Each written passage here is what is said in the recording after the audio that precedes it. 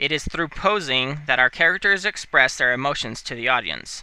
For the most part, animations consist of characters moving from one pose to another. Your characters' poses are what will tell the story. For example, if you were to go through and take all the frames out of an animation except for the main poses, you should still be able to tell exactly what's going on. Therefore, it's important that you know how to draw poses that are appealing, clear, and easy to read. A great way to test if your pose is easy to read is by making it into a silhouette, like this, and then making sure that you can still tell what's happening in the pose. Having easily recognizable silhouettes will make a big difference in your audience's ability to recognize what is happening in your story, and it will allow them to spend more time enjoying your story and less time trying to figure out what the hell is going on. In order to draw an appealing pose, you need to know and display two very important things.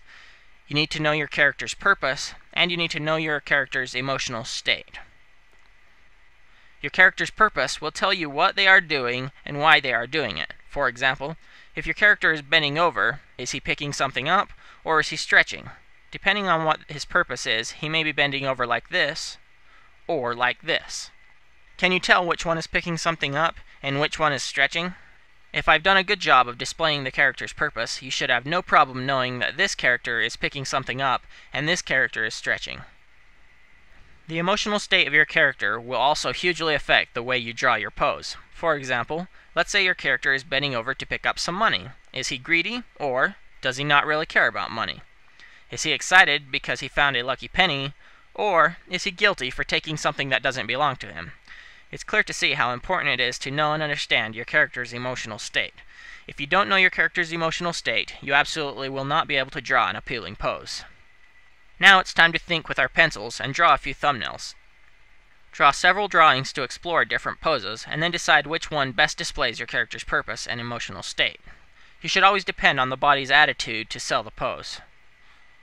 Once you've figured out what pose you want to use, you can begin drawing it full-sized. Start with the line of action. Then move on to your basic forms, which are the head, ribcage, and pelvis. Then move on to add the basic forms to the line of action. Then draw the arm and leg positions.